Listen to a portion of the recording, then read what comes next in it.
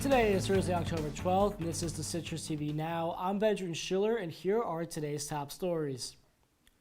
DeWitt police are currently looking for a man seen stomping on Israeli flags outside of a Jewish community center. The incident took place the night before a big rally at the center. More than 400 people participated in the rally in recognition of the violence in Israel. Local police have been monitoring Jewish centers and temples more often since this past weekend. The JCC announced there will be now an armed guard on duty at the facility at all times. Syracuse University's Remembrance Week begins this Sunday. This year marks the 35 years since the bombing of flight Pan Am 103 over Lockerbie, Scotland on December 21st, 1988. Remembrance Week is meant to memorialize the victims and educate the campus community about terrorism. Empty chairs will be displayed on the quad, and there will be a candlelight vigil on Sunday in Hendricks Chapel. A 31-year-old Syracuse man is recovering in the hospital today after police say he was stabbed multiple times in the upper body and his head. Police say the stabbing occurred at 400 James Street overnight. The investigation is currently ongoing, and anyone with information is asked to call the number on your screens. The Onondaga County Savings Bank in downtown Syracuse is getting a makeover, but it's not going to be a bank anymore. A new luxury apartment building and venue space is set to open its doors at the South Salina Street location. The venue, now called the Treasury, features all original architecture and a scientifically accurate constellation ceiling. Before it was a bank, the venue space was known as the Palladinian Hall and has now been restored since its first construction in the late 1800s. And coming up after the break, how one late Syracuse teacher is giving back to her community. Stay with us.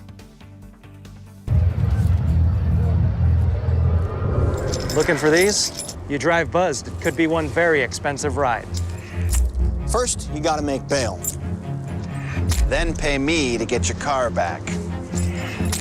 Your insurance premiums will go through the roof. And my legal fees just keep adding up.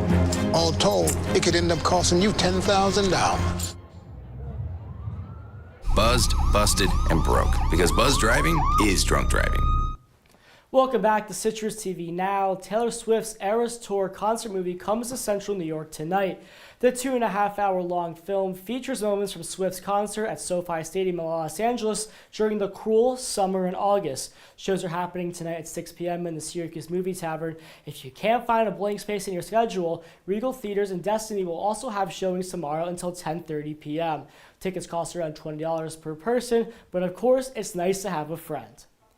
Now, Max, I knew you were trouble when you walked in, and I know there were some hot temperatures last week, but right now it feels like it's snow on the beach. What is the weather looking like, Max? Yeah, Ben, those are good, some good Swifty puns there. That hot weather is definitely gone. Syracuse sitting at 58 degrees right now. Partly sunny skies will turn a little bit cloudy as we get into tonight. Tonight, temperatures should drop to a low of 42 degrees. Should be a pretty cold night and pretty cloudy throughout the night.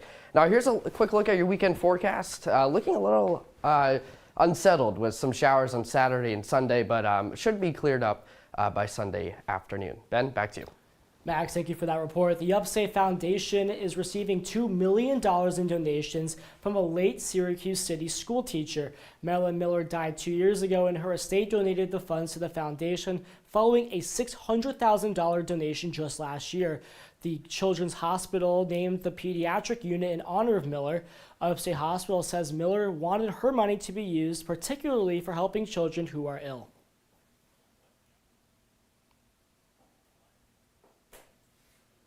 People need to see the truth, and really the one thing that I heard that the IDF said was the one thing you could do living in America is show the world the truth, post on your social media what's going on, just so you know when things turn around, you were there and you saw it and you know the truth. Coming up on News Live at 6, how the war in Israel is affecting students here on campus. Our Leah Cohn spoke with an SU freshman who put together a visual last night and students who attended. That's all the time we have for you today on the CitrusTV Now. For more of the latest, follow us at CitrusTV News on X and Instagram. I'm Benjamin Schiller. Our coverage continues in an hour.